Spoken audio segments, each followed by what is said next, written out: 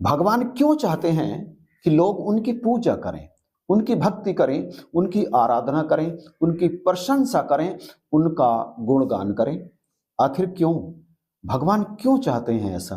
क्या भगवान भी मनुष्य की तरह ही हैं कि प्रशंसा सुन करके खुश हो गए और किसी ने बुराई कर दी तो नाराज हो गए? क्या भगवान ऐसे ही हैं? क्या भगवान आपके कुछ करने पर, यानी आप भगवान के लिए कुछ करें, चाहे उनकी पूजा मान लीजिए, आराधना मान लीजिए, या कुछ और भोग आप भगवान को लगाने लगे और उससे खुश होकर भगवान आपकी कामना पूरी कर दें, क्या भगवान इंसान की तरह से हैं?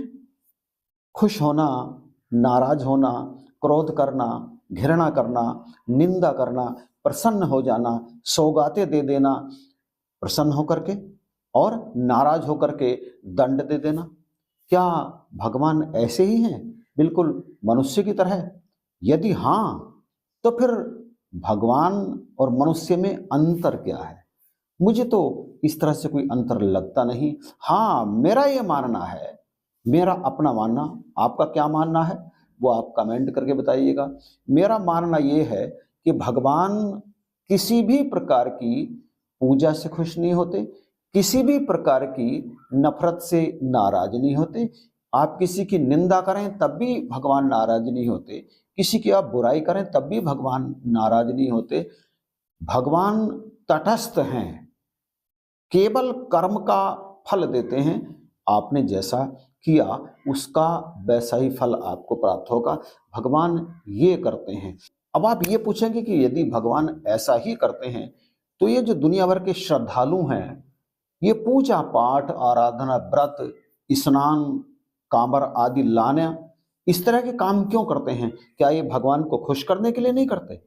करते हैं। मैं पूरी तरह से ये मानता हूं कि कोई व्यक्ति मंदिर में जाकर आंख बंद करके प्रार्थना करता है भगवान से, तो वो भगवान को खुश करने के लिए कर रहा है। कोई आराधना कर रहा है भगवान से, भगवान की, तो वो भगवान को खुश करने के लिए कर रहा है। कोई चढ़ावा चढ़ा रहा है, कोई भंडारा कर रहा है, कोई किसी भी तरह से दान कर रहा है, पुण्य कर रहा है, उसका उद्देश्य एक ही है कि उससे भगवान खुश हो जाएं। ठीक इसी तरह से कोई भगवान की पूजा कर रहा है, कोई भक्ति कर रहा है, तो उद्देश्य तो एक ही है कि भगवान खुश हो जाएं। हालांकि यह बात अलग है, जैसा कि मैं पहले ही कह चुका हूं, भगवान कभी नहीं कहते कि तुम मेरी पूजा करो, मेरी आराधना करो, मेरी भक्ति करो। ऐसा कहीं भगवान ने कहा नहीं है। यदि कहा है और आपको पता है तो आप जरा मुझे बताइएगा जरूर। मैं अपनी सोच को बदलने का प्रयास करूंगा।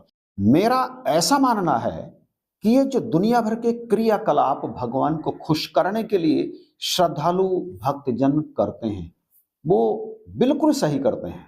मैं इसमें जरा सा भी इंटरफेयर नहीं करूंगा और मैं ये भी नहीं कहूंगा कि वो गलत करते हैं, क्योंकि मैं जानता हूं कि वो करते हैं ऐसा भगवान को खुश करने के लिए। और इसके पीछे कारण क्या है? इसके पीछे कारण है उनकी श्रद्धा, उनकी आस्था, उनका भगवान में विश्वास।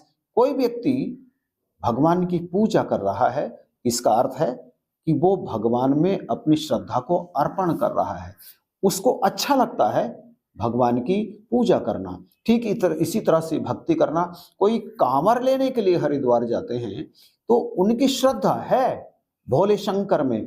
वो भगवान को प्रसन्न करने के लिए, शिव जी को प्रसन्न करने के लिए ऐसा काम कर रहे हैं। कई 100 किलोमीटर जाकर के वो पैदल वहां से जल लेकर के आते हैं। ये उनकी तपस्या है भगवान को खुश करने के लिए। ठीक इसी तरह से जितने भी कार्य कोई भक्तगण करते हैं भगवान को खुश करने के लिए, तो उनकी श्रद्धा है भगवान के प्रति। और श्रद्धा में कोई समझौता नहीं होता, और श्रद्धा में किसी भी प्रकार का कोई भी व्यापार नहीं होता। श्रद्धा तो श्रद्धा है। मेरी श्रद्धा भगवान में है और मैं भगवान को प्रणाम करूं, आंख बंद करके करूं, किसी भी प्रकार से मैं भगवान को खुश करने का प्रयास करूं। और खुश करने का प्रयास मैं क्यों करूं, या वे लोग, वे भक्त भगवान को खुश करने का प्रयास क्यों करते हैं? वो इसलिए करते हैं ताकि उनकी कामनाएं पूरी हों, ताकि उनके कार्य बन जाएं, जो कार्य रुके हुए हैं वे भी बन जाएं। सब प्रकार से उनके जीवन में सुख हो, इस कामना को लेकर भक्तगण भगवान के दरबार में जाते हैं और भगवान की आरती करते हैं, पूजा करते हैं, प्रार्थना करते हैं और भगवान की भक्ति करते हैं। हालांकि भगवान खुद कभी ऐसा नहीं कहते कि तुम मेरे लिए ये सब करो। दरअसल मेरा तो ये मानना है कि भगवान की सबसे बड़ी पूजा तो प्रेम है। आप भगवान द्वारा रचित हर चीज से, हर जीव, हर जंतु से प्रेम करो। मुझे लगता है पूजा हो गई। बाकी वो जो दूसरे काम हैं वो श्रद्धा है। श्रद्धा के वशीभूत होकर भक्त ऐसा करते हैं और जो करते हैं वो अपने हिसाब से बिल्कुल सही करते हैं। लोगों की श्रद्धा भगवान में हो, उनका विश्वास भगवान में हो, उनकी आस्था भगवान में हो, तभी तो ये संसार सात्विक बनेगा, तभी तो बैर और नफरत की दीवारें गिरेंगी, तभी तो घृणा समाप्त होगी और तभी तो परिवारों में प्रेम पैदा होगा। एक बार जब परिवार में प्रेम पैदा हो जाता है, परिवार के मेंबर्स एक दूसरे से प्रेम करने लगते हैं, तो फिर वो बाहर भी प्रेम ही बांटते हैं, प्रेम ही बांटते हैं। ये तो ठीक इसी तरह से है ना, जैसे गुरु नानक देव जी महाराज जब एक गांव में जाकर के ठहरे, शाम हो गई, जाकर के उन्होंने अपना वहां पे डेरा लगाया, तो उस गांव के लोगों ने उनका जरा भी आदर सत्कार नहीं किया, बल्कि उनका तिरस्कार किया और ना उन्हें पानी को पूछा और ना उन्हें भोजन को पूछा। अगले दिन जब नानक देव जी महाराज उस गांव से जाने लगे तो जाते जाते उन्होंने कहा बसे रहो, और शिष्य ये देख करके हैरान रह गए। फिर जब एक दिन और एक दूसरे गांव में नानक देव जी महाराज पहुंचे तो वहां पर लोग बड़े ही सत्कार वाले थे। उन्होंने नारद देव जी महाराज और उनके शिष्यों का खूब आदर सत्कार किया, खूब उनकी सभा में पहुंच करके आशीर्वाद लिया, खाने पीने की व्यवस्था की, जलपान कराया और पूरी रात उनके साथ रहे। अगले दिन जब नानक देव जी महाराज वहां से जाने लगे तो उनके मुख से निकला उजड़ जाओ।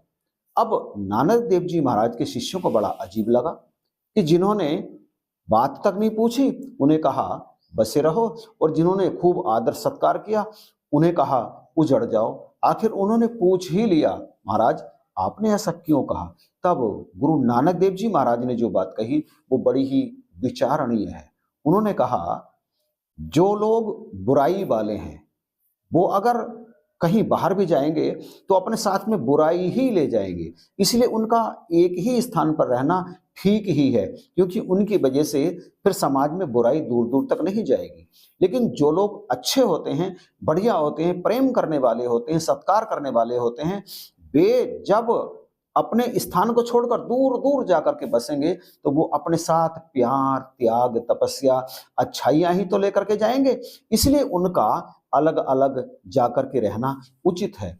ठीक इसी तरह से परमात्मा के जो चाहने वाले हैं वो तो वही है ना जिनके अंदर मानवता के लिए प्रेम है, और परमात्मा ऐसे लोगों का विशेष ध्यान रखते हैं। और अब इस वीडियो के अंत में मैं यही कहना चाहूंगा कि भगवान को खुश करने के लिए जो भी हम क्रियाकलाप करते हैं, पूजा, आराधना, पाठ, ध्यान, यज्ञ, जो कुछ भी करते हैं वो सब उचित है, करना ही चाहिए। इससे हमारी सात्विकता और हमारी आस्तिकता प्रकट होती है, और निश्चित जानिए भगवान इसके बदले में हमें अच्छा फल जरूर प्रदान करते हैं। तो चलिए वीडियो समाप्त करते हैं। कैसा लगा कमेंट करके बताइएगा जरूर, लाइक कीजिएगा अच्छा लगा हो तो आपको, और इस वीडियो को शेयर करना बिल्कुल भी मत भूलना। चैनल पर यदि नए हैं तो आप इसे अभी सब्सक्राइब जरूर कीजिएगा। इन्हीं शब्दों के साथ वीडियो देखने के लिए आपका धन्यवाद।